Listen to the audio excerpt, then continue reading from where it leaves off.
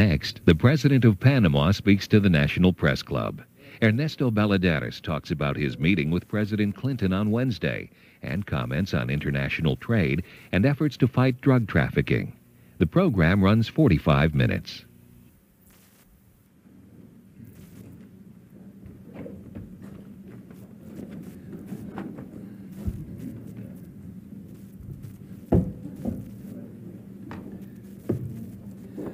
Well, good afternoon, ladies and gentlemen. Thank you very much for coming and thank you for waiting. Welcome to the National Press Club and another NPC Afternoon Newsmaker.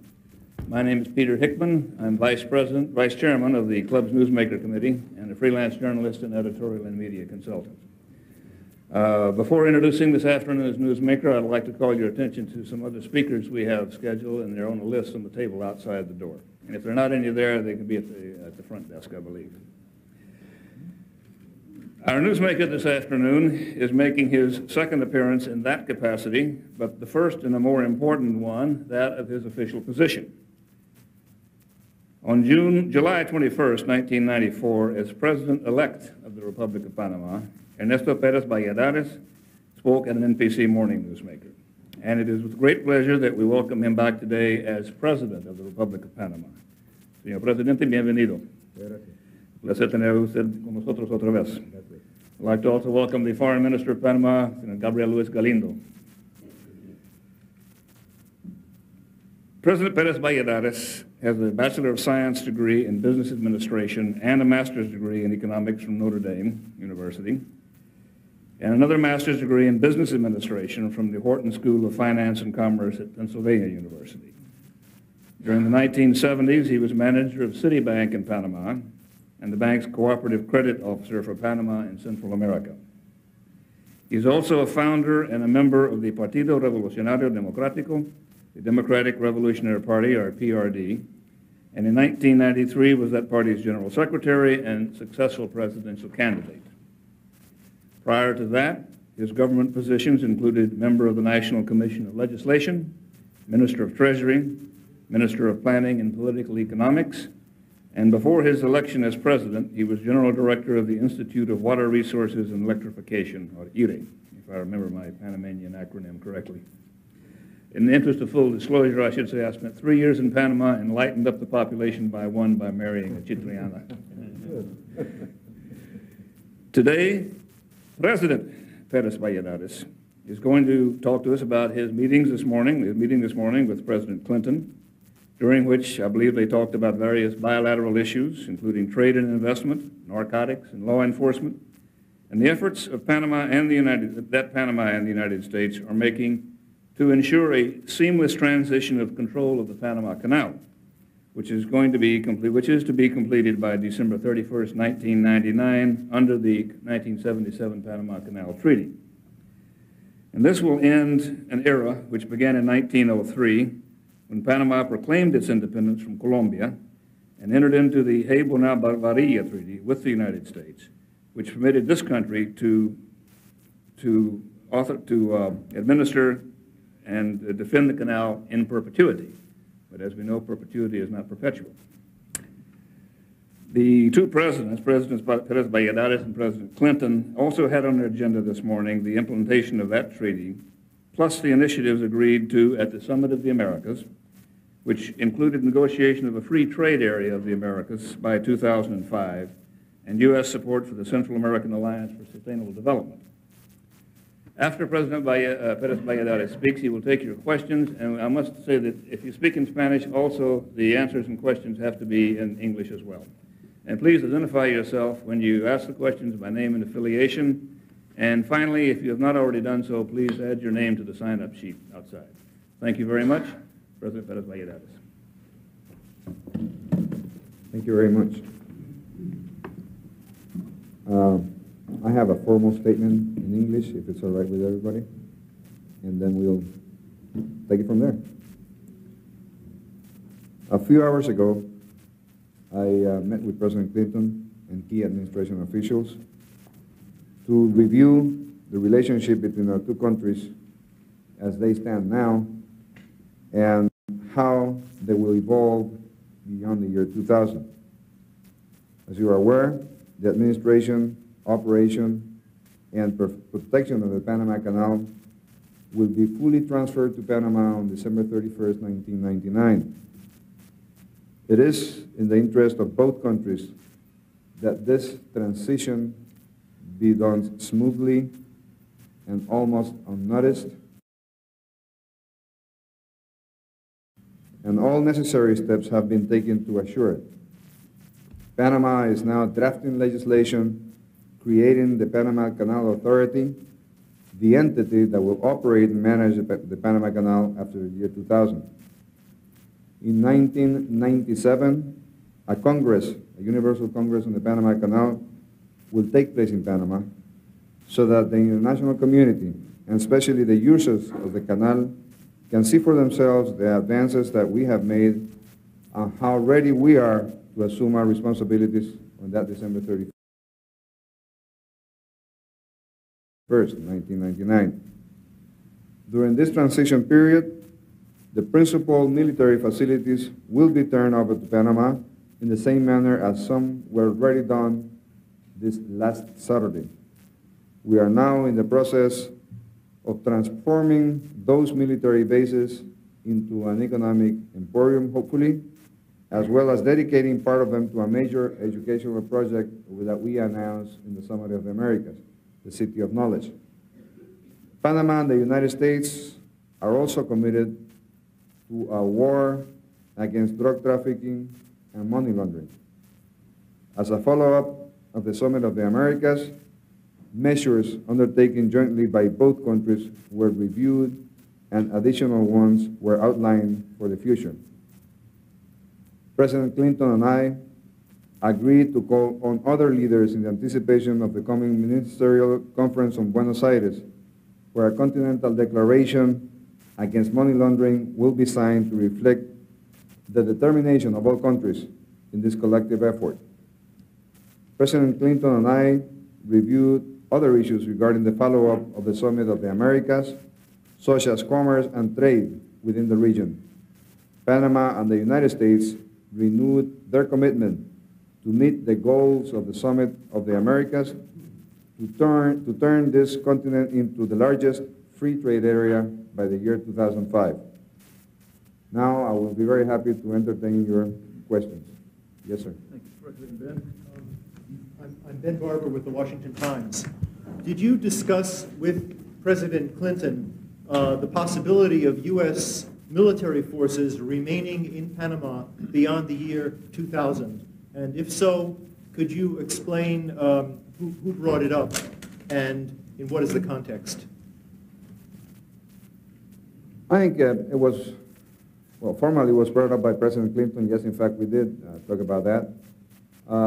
But I think it's important to point out that what we decided to do was to explore in an initial capacity that possibility to see if it warrants, if it's beneficial enough so that it warrants the opening of formal conversations. I think that the interest to explore the issue is on both sides, and even though President Clinton was the one that brought it up, I feel that it is necessary that we do some informal and exploratory talks to see whether that is warranted or not to pursue that course of action. Wait. I'm calling on them in order. Muñeca, you're next. This gentleman over here next. You're third, and then you, and then you. All right, go ahead. Follow. My name is Carmen. You want me to translate both ways? Okay. Conversaciones acerca de las bases. Sobre el tema específico de la pregunta. Exactamente. Y por favor, expliquen un poco más cuál es su posición al respecto, porque es lo que no sabemos.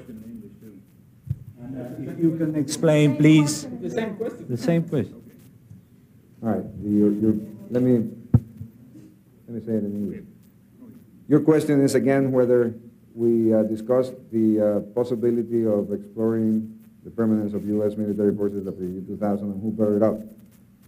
La respuesta es que sí, en efecto, el presidente Clinton solicitó de parte mía nuestra anuencia para explorar la posibilidad de ver si una presencia de los Estados Unidos después del año 2000 diferente y separada de la implementación de los tratados Torrijos-Carter, sería o no beneficiosa para nuestros dos países.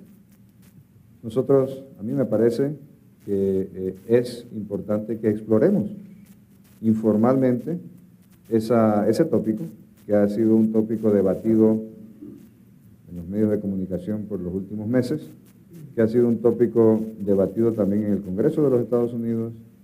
Yo sería irresponsable en no afrontarlo y verlo, sabiendo que un alto porcentaje de los encuestados en Panamá quisieran ver algún tipo de relación, más allá del año 2000, no necesariamente presencia de bases militares, pero algún tipo de relación formal con los Estados Unidos.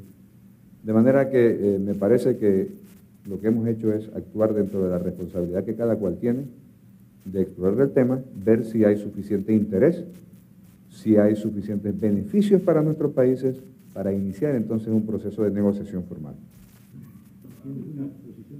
Particularmente, do you have a position particularly about that? No, sir, except for what I have said, there's no other position.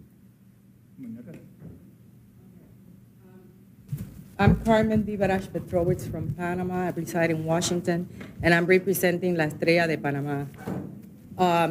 Mr. President, do you feel that there is a need to renegotiate the Panama Canal treaties? I'm sorry, Do you think there is a need to renegotiate the Panama Canal treaties? And my other question would be, there is a lot of preoccupation among the Panamanian sectors that work for the Panama Canal and the military bases.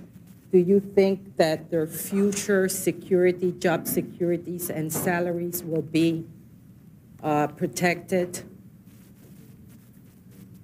Those two questions? Yes. No, I feel that the best interests of Panama and the United States are better served by the compliance, total compliance with the Panama Canal Treaties of 1977. Therefore, I feel and I am convinced that there's no need whatsoever to renegotiate any treaty relative to the Panama Canal operation and its transfer to Panama. Insofar as job security for Panamanians and other nationalities that work for the armed forces in Panama, this is an issue that was long seen coming. We had agreed long time ago that on December 31st, 1999, those bases would disappear, and therefore the employment that they provide would also disappear. What we're doing now is trying to replace those job opportunities with other job opportunities by enticing business and operations to take the place of military bases in Panama. And that is exactly one of the topics that I discussed with President Clinton, and that's one of the main topics that I will be promoting in my upcoming trip to Asia. You want me that in Spanish also?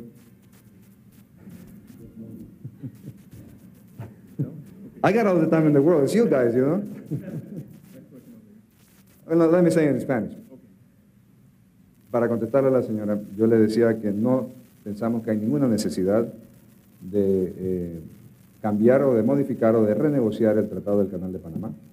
Yo creo que los mejores intereses de los Estados Unidos y Panamá están servidos haciendo cumplir la totalidad de los tratados Torrijos-Carter en todos sus aspectos. Que en cuanto a la pérdida de empleos que se va a producir en Panamá por la remoción de instalaciones militares, ese era un tema previsto desde el momento en que se firmaron los tratados. Se suponía que al retirarse los militares de los Estados Unidos de Panamá, evidentemente las oportunidades de empleo también disminuirían. Nosotros estamos convencidos, sin embargo, que esa fuerza de trabajo, que es muy bien calificada, podremos lograrle empleo con las inversiones que estamos promoviendo para que se establezcan en esos sitios de defensa, en esas bases militares, que es uno de los propósitos fundamentales de mi visita al Medio Oriente, para el cual voy ahora.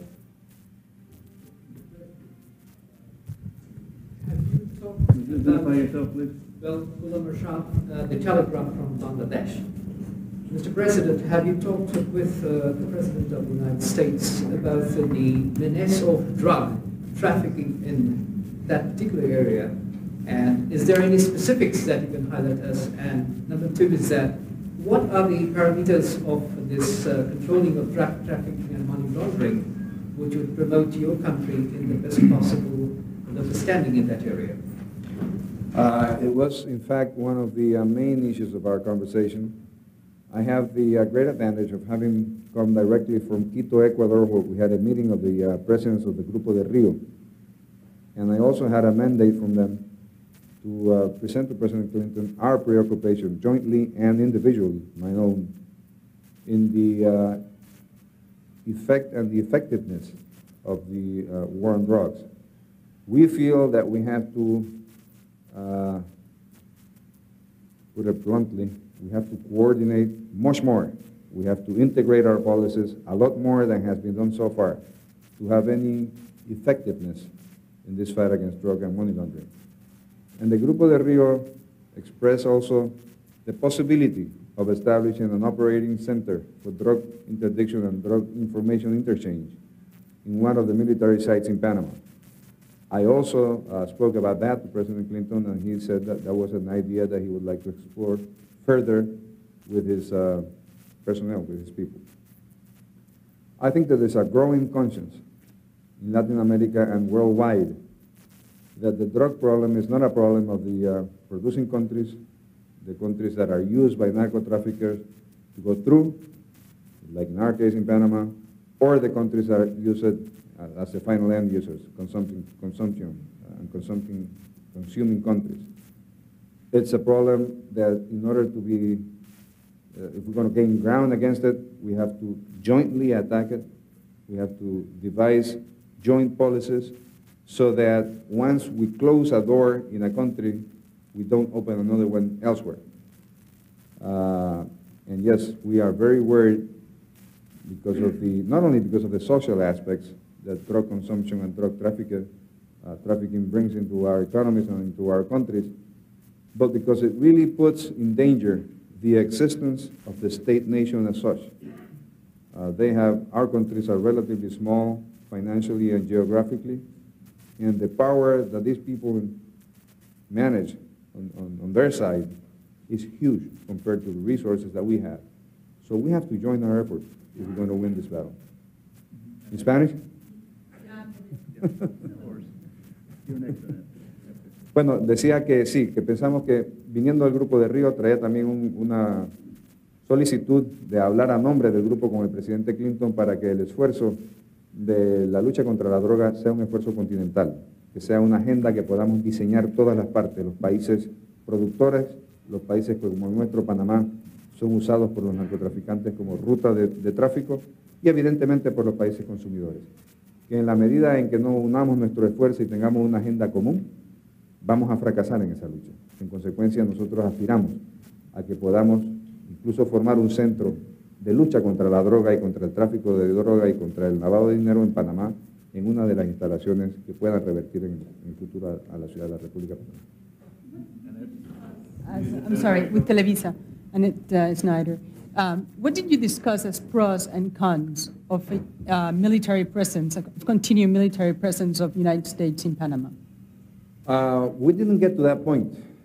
It was a very exploratory meeting. It was a very initial conversation to see whether we agreed or not on pursuing, to see if there were mutual interests in the second stage, if you want.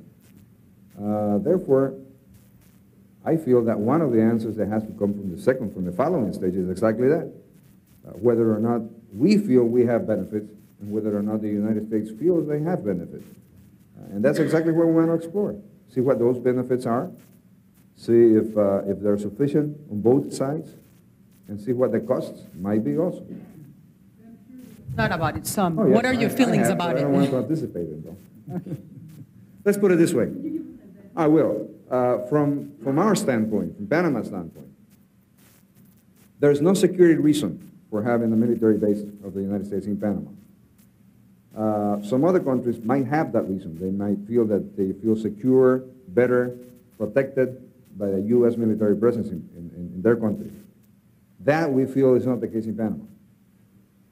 When 70% of our people say that they want some presence of the United States in Panama, some of them might be thinking about that, but I think it's a great minority. They are thinking of the associated economic benefits. And that's a very broad spectrum, so I don't want to enter into that, okay? In Spanish, please. The part about how you don't know that the people would necessarily want military presence and make the, you know. Sí, decía yo que los beneficios que puedan existir o no de una presencia militar norteamericana en Panamá es justamente lo que tenemos que explorar en esta segunda etapa de nuestra conversación, en este inicio de esta etapa de nuestra conversación, de nuestra exploración y de nuestra asociación. Pero decía yo que un alto porcentaje de las encuestas demuestran que los panameños quisieran algún grado de presencia militar norteamericana en Panamá. Pero evidentemente, aunque una minoría puede pensar que eso da algún grado de seguridad, yo estoy convencido, si yo sé leer mi pueblo, y los políticos tenemos que saber de los pueblos, yo estoy convencido que la inmensa mayoría lo piensa en términos de los beneficios económicos que puede significar una presencia norteamericana en Panamá más allá del año 2000. Y eso es justamente lo que tenemos que explorar, a ver si realmente esa presencia de los Estados Unidos significaría, desde la perspectiva nuestra de Panamá, algún grado de beneficio lo suficientemente alto para balancear cualquier costo que hubiese.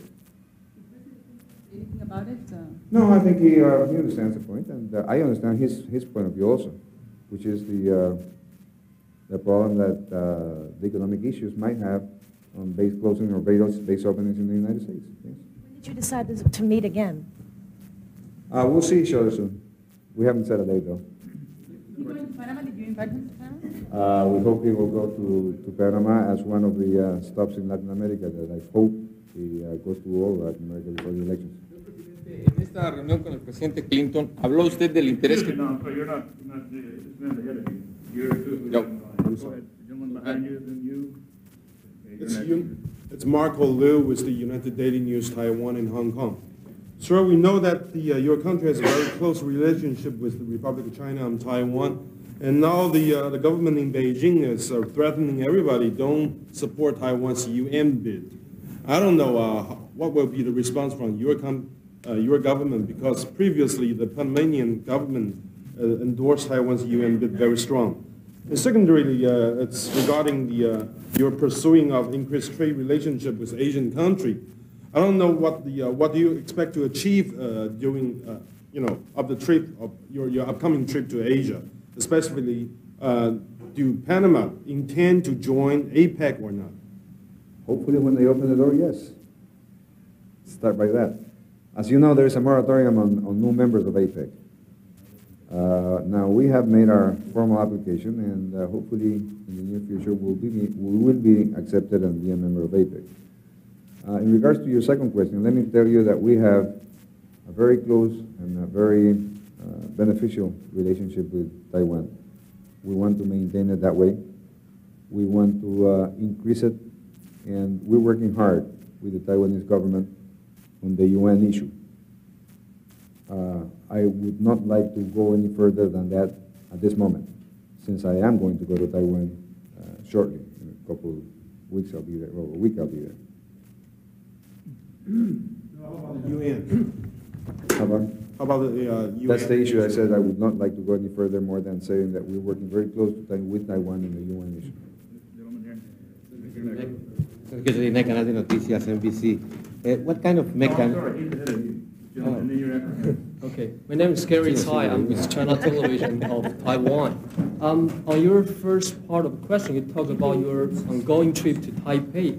Can you tell us what's the ongoing relations between the Panama government and a shipping company, Evergreen? Did you personally are optimistic that that company will go over there after 2000 to have a big interest After 2000, yeah, I hope it's long 2000. before that. 2000 too long. What's the relations now between About Evergreen, you mean? Yeah, and your government and I think we have an agreement with Evergreen. If I'm mistaken, I would like one of my ministers to correct me. Gabriel, you know. But I think we have an agreement with Evergreen, and we're close to signing a contract with that agreement for them to establish a container port on the Atlantic side of Panama, a new container port. They're going to build a new facility. So hopefully we'll have them in Panama long before the year 2000. Is that the question you wanted? do you think that kind of relation somehow released the tension that the U.S. doesn't have to keep on staying there for operation in terms of The economic ports are, the ports, this is a different issue. The ports are operated by Panamanians today. What we're doing is using areas around the canal that are excellent for the expansion of trade and the expansion of distribution and the construction of new facilities for exactly that, for the evergreens of the world. And what we're doing is asking them to look at Panama in that capacity. Insofar as our own ports, for our own services, those are being handled by Panamanians since many, many years ago. Of course, we want to make them now more efficient, and we're going to look at the ways of making the private sector run them in the near future. But this is a different story. I mean, that has nothing to do with the U.S. presence in Panama or not. Okay? Could you explain us a little bit more in detail? Yes, Sergio Jelinek, Canal de Noticias, NBC. Could you explain us a little more in detail what is your perception about why the U.S. would like to maintain a military presence in the canal? I hate to say no, but I don't like to put myself into somebody else's shoes. I don't know why they want to do that. In regards to what President Clinton told you. No, he just said, let's explore that possibility, see whether it's convenient for your interests as a country and to our interests. We don't know yet. So let's talk informally about it. And I think that's a responsible way to do it. Let's see whether both our interests are enhanced by a U.S. presence or not. But I hate to speculate on what's on somebody else's mind. He didn't tell you about the U.S. interest, what it is. No, I think we know what the interest might be. There's a common interest of Panama and the United States to carry on forward that war on drugs. There is, I don't know, I guess national security considerations. There might be, I don't know. I don't like to speculate on that. Somebody's tape recorder just went off here. CNN radio. Yo creo que lo que me dice el canciller es verdad. La mejor respuesta está en la información que acaba de poner la Casa Blanca a disposición de la prensa, ¿no? Pero simplemente se trata de explorar las posibilidades de iniciar una negociación formal y explorar si hay o no beneficios directos que se puedan contabilizar, que se puedan detectar tanto para Panamá como para los Estados Unidos. Yo creo que en esta etapa eso es solamente eso, no se puede leer más que eso, es una conversación para explorar si hay o no hay temas que nos puedan significar que tengamos que pasar a una segunda etapa de negociación formal. Bueno, empiezan ya, pero déjenme decirle algo, fue tan informal la conversación sobre ese tema que evidentemente el canciller mío y el señor Christopher tendrán ahora que ponerse de acuerdo cómo hacerlo, cuándo hacerlo, qué iniciarlo. Yo estoy seguro que lo van a hacer antes de que salgamos de acá, pero no le hemos puesto fecha. No, todavía. Yes, sir. Señor presidente, yo quisiera saber qué habló con el Jesús Esquivel from Notimex, the Mexican News Agency. Quisiera saber qué habló con el presidente Clinton sobre el interés de Panamá para ingresar al TLC y saber si también usted lo habló con el presidente Zedillo en Quito y cuáles son los mecanismos que quiere seguir Panamá para ingresar a este acuerdo comercial de América del Norte, viendo los problemas que tiene el presidente Clinton en el caso de Chile con el Congreso. Y quisiera también saber si la economía de Panamá en todo momento estuvo libre del problema o los efectos de la crisis mexicana, de cómo está ahora la economía de Panamá y cómo ve la economía de México. Desde el punto de vista estrictamente formal de análisis económico, no tuvimos ningún problema, ninguna incidencia de la crisis financiera mexicana en la economía panameña. Pero claro está, como latinoamericanos, nos ha afectado a todos por el famoso efecto, ¿cómo que le dicen? Tequila, ¿no? Es decir, el inversionista y los capitales de todas formas tienden a igualizar a todos los latinoamericanos por igual. En el caso nuestro particular en Panamá, ese tipo de crisis financiera realmente en nuestro sistema no se puede producir, porque tenemos un sistema que no tiene un banco central, que no tiene una moneda propia, en consecuencia es casi imposible medir o restringir o de alguna manera tener flujos de capitales tan variables como los tuvo México en su caso. Yo creo que en cuanto a la posible inserción de Panamá al Tratado de Libre Comercio, nosotros hemos hecho un gran esfuerzo en este primer año de gobierno para adecuar nuestra estructura económica. No hemos acabado. pero diría que un alto porcentaje lo hemos logrado. Falta ahora lograr finalmente la conclusión de nuestras negociaciones con la Organización Mundial de Comercio, con el WTO, cosa que pensamos debemos hacer en los próximos meses. Y antes quizás de empezar a ver formalmente el Tratado de Libre Comercio, a nosotros nos interesa mucho explorar, que ya lo estamos haciendo en el caso de México, y lo he conversado en esta mañana con el presidente Clinton, tratados de libre comercio bilaterales entre México y Panamá y entre los Estados Unidos y Panamá.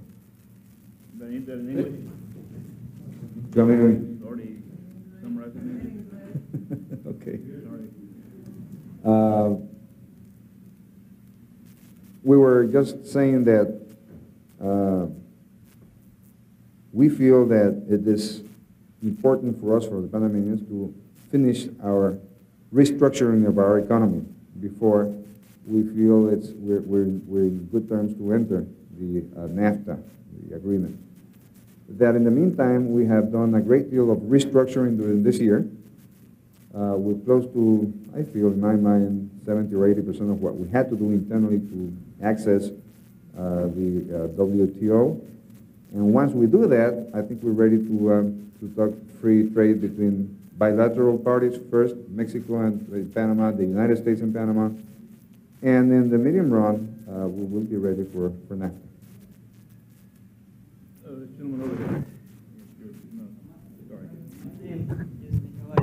From Russian newspaper today. Mr. President, I have very short, very easy question. Are you sure Panama will be able to maintain a normal running of the canal after taking it under national control? Not that in my mind, sir. A very short answer.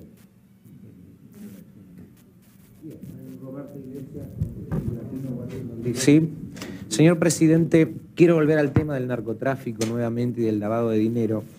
Con el reciente dislocamiento del cártel de Cali, los temores generalizados que existen de que las operaciones del narcotráfico se trasladen básicamente de Colombia a otro u otros países, ¿nos puede usted comentar qué medidas está tomando Panamá para evitar eso y si hay realmente una preocupación específica del gobierno?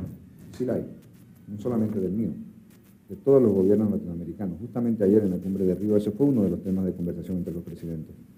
Y por eso decía, y le decía hoy, le traía el mensaje al presidente Clinton de los presidentes del Grupo de Río, que no podemos seguir trabajando de la manera como lo hemos venido haciendo. Es decir, un país hace un esfuerzo extraordinario, como ha sido el último esfuerzo que ha hecho Colombia con los señores estos, los grandes capos del cártel este. Pero luego, si ese esfuerzo no se le da seguimiento y continuidad en los países de alrededor, se mudan las operaciones hacia otro país. Hay un gran temor y una gran aprensión frente a la posibilidad de que las operaciones del narcotráfico se nos muden, por ejemplo, al Brasil, que es un país tan amplio, tan grande, de tantas fronteras, colindantes con Bolivia, con Colombia, con todos los países que tienen este problema, y donde sería mucho más difícil el control. De manera que nuestra propuesta, la propuesta del Grupo de Río, la propuesta panameña individual, es que hagamos una agenda común de lucha contra el narcotráfico y contra el lavado de dinero.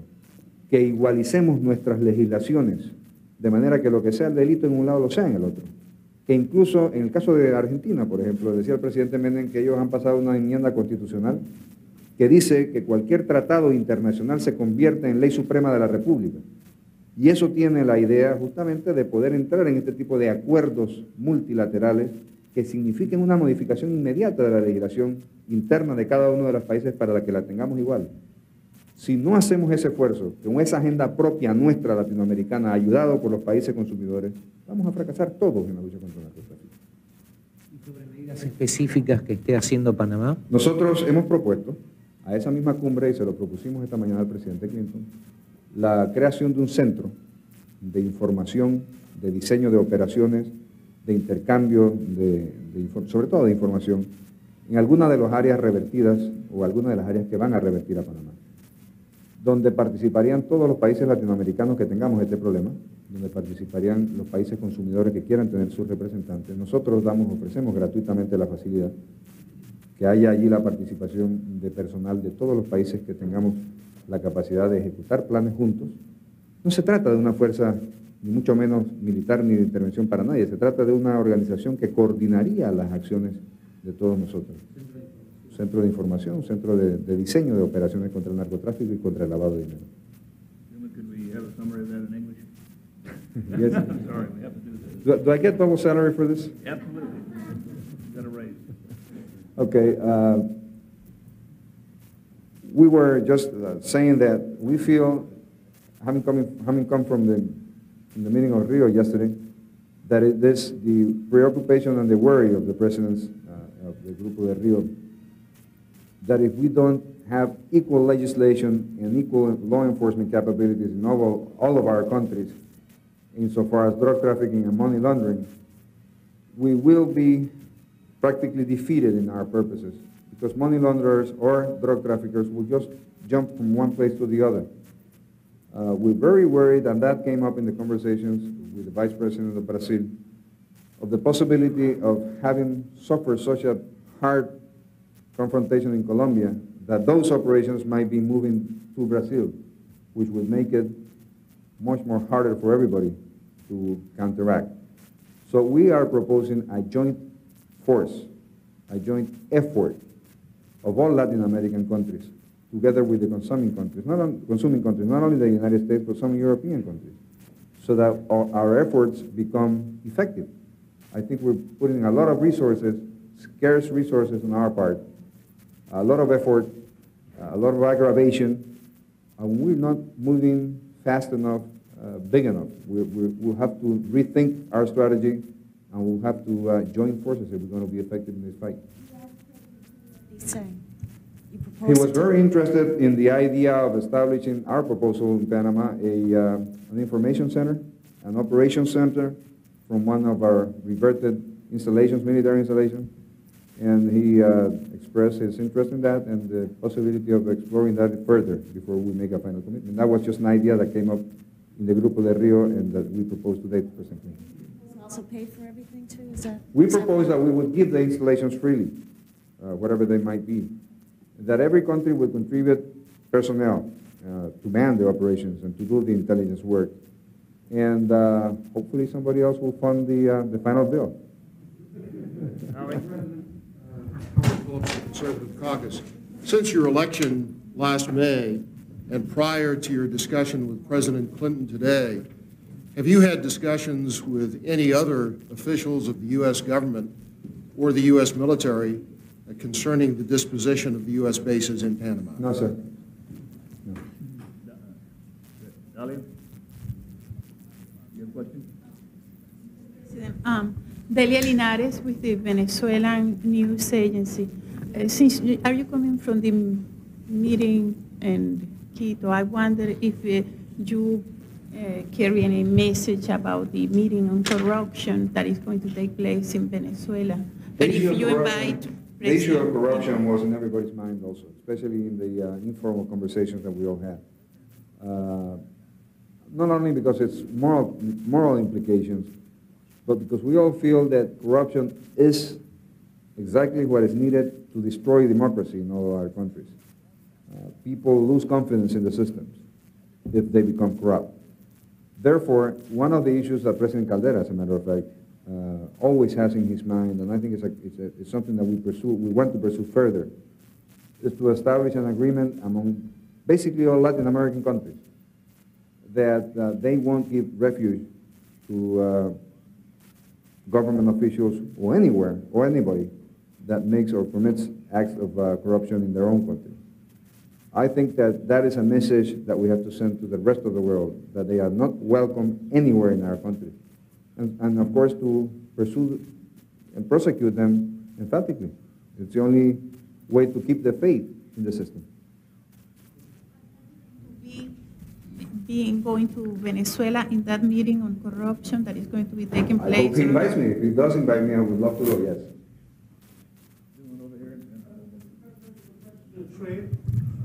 The White House said, I'm sorry, Ryan Sand with TPT News as well as the Caribbean News Agency. The White House today did say that yourself as well as President Clinton agreed to revitalize the Bilateral Trade Investment Council. Yes. I'd like to ask, what do you see as some of the obstacles as well as the impediments to trade between yourself and the United States? And I'd like to follow up if I may. Well, they're mostly formal, I think. We have to finish our negotiations to access the World Trade Organization. With the United States, they're almost finished. We have one standing product that we want to that we have to agree upon. And once we do that, it's a matter of revitalizing the Investment Council and using that as a way to establish a bilateral conversation for the possibility of a bilateral trade agreement with the United States. So I say that the obstacles are mainly formal. As I said, there's just one product that's holding up, insofar as our relationship with the United States, all of our commercial base for the World Trade Organization acceptance of Panama. On the follow-up, with respect to your discussions that you said you've held with other leaders in Latin America, there's also a problem with drug trafficking in the Caribbean. I've just come back from Guyana, where there seemed to be a significant problem with drug trafficking. Are there any ongoing discussions between Panama and the other countries in the region, like Jamaica, and the other Caribbean countries? Let me say that we also had the representation of the Vice Prime Minister of Trinidad and Tobago in all of our meetings, the Grupo de Rio. And we established the same level of cooperation and understanding with him, and through him, with CARICOM, that we have with the rest of the Latin American countries. So yes, in fact, we all share the same problems. You're not immune either. Last question. CNN Radio Noticias. Usted mencionó hace algunos minutos la posibilidad de un viaje del presidente Clinton a América Latina. Próximo año, todos sabemos, es año de elecciones presidenciales. ¿Hay algo posible hablando de...? Yo quisiera que fuera posible. Yo creo que es un seguimiento al Summit of the Americas, a la reunión de diciembre del año pasado. Creo además que es fundamental ese mensaje a los pueblos latinoamericanos de que la agenda de los Estados Unidos y del presidente Clinton incluye un alto porcentaje de preocupación y de respuestas hacia Latinoamérica. Es evidente que se están conformando los bloques comerciales en todo el mundo y por más esfuerzo que los Estados Unidos trate de hacer para tratar de incursionar y de abrir más el bloque oriental, cada día es más difícil. Yo creo que eso evidencia también la necesidad de estrechar nuestras relaciones como continente. De manera que yo espero que el presidente lo vea en esa perspectiva y ojalá nos visite pronto a Latinoamérica, por lo menos 3 o 4 países donde podamos agrupar, porque es muy largo, es muy grande el Latinoamérica, donde podamos agrupar los presidentes de diferentes áreas. ¿Respecto a eso? No, él lo oyó muy interesado y yo creo que tiene la mejor buena voluntad de ir. Yes, certainly. Get my double check, please. We feel that it is important not only for the United States and for President Clinton's agenda, but to Latin Americans also, that we get a clear message that we are part of the U.S. agenda, an important part, that we are a continent that will play an important role in economic relations in the future, and that we are naturally a bloc that should integrate into an economic zone the way we previewed that in the Summit of the Americas for the year 2005. So we feel that a visit by President Clinton to 3 or 4 countries in Latin America would be very, very beneficial, not only for his agenda, but for us Latin American. We would like to ask him to do that. We did. Thank you very much. Mr. President, thank you very much. Gracias. One check in dollars and other things about more.